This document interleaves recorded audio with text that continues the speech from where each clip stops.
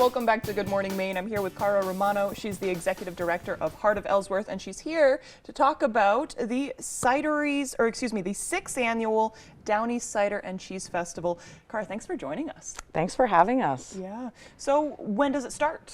So the Downey Cider and Cheese Festival starts tomorrow evening. We're kicking the festivities off this year at the Grand Theater. Cool. We've partnered with WERU to bring in a concert. Wow. Some folks that's free to the public. Nice. And it's a concert of sort of world music, I would say, a band out of Portland called Bondeco. Cool. So we're very excited to be at the Grand again this season to kick off first ever concert to kick off Cider and Cheese. So what does it look like inside the Grand? I mean, obviously kind of continuous music in the theater itself, maybe any refreshments out in the lobby. Yeah, there'll be refreshments. Cool. There is definitely cider on the menu. Cool. And of course the Grand's, wonderful popcorn that they're known for locally. So yeah, we'll have that concert. We'll kick things off, and then Friday we have 2 events happening at the library, the Ellsworth Public Library.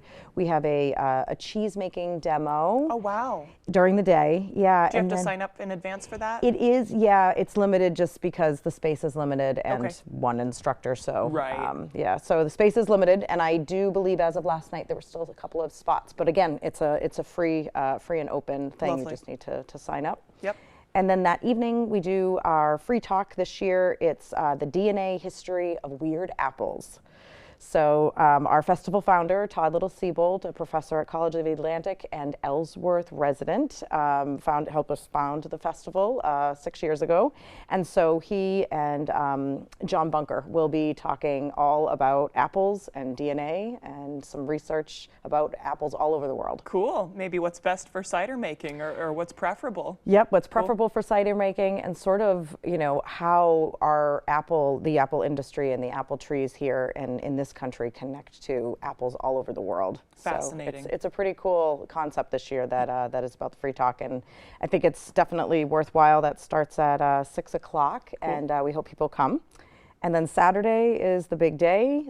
We start off with cider pressing at Fogtown Brewing Company. Nice. And then we have our tasting and market with 2 turns. The 5 o'clock turn is already sold out. Okay. But 7 o'clock, there are still tickets remaining. So hopefully people will be sold out before the event happens. Cool. So during all this other stuff, do you know, will cider be for sale? And it's probably not open container. The whole Right. the downtown Ellsworth is not. We're not an open container city. Yes. Right. Indeed. Right. But you have to go to maybe Fogtown or maybe the Airline Brewing. Yep. What else downtown would have cider? So we also have a bunch of businesses that are participating this year, doing raffles, sales. A couple of the bakeries are doing some nice baked goods that are going to include apples and cheese, and some of the restaurants that evening are going to have specials that will really be sort of highlighting fall ingredients, apples, cheese, and of course cider on their menu. So they'll probably have signs out front, come in here for this part of the festival and come join us. This is our contribution. Yeah, and if people are looking specifically for the downtown businesses that are sort of partaking, all of those things are on our social media, both our Instagram and our Facebook. It is a great website. You guys have thank you. done really well there.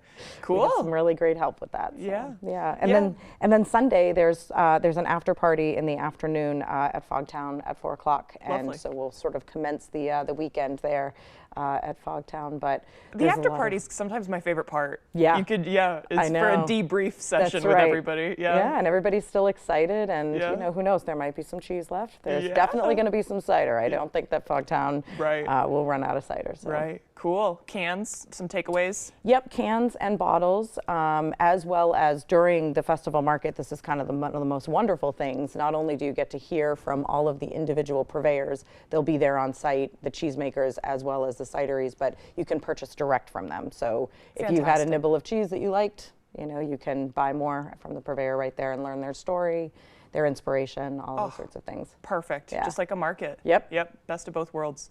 Okay, it looks like we're about out of time, Cara. Thank you for joining us. Thank you. Of course, we'll send it over to Devin Biggs for our full weather forecast.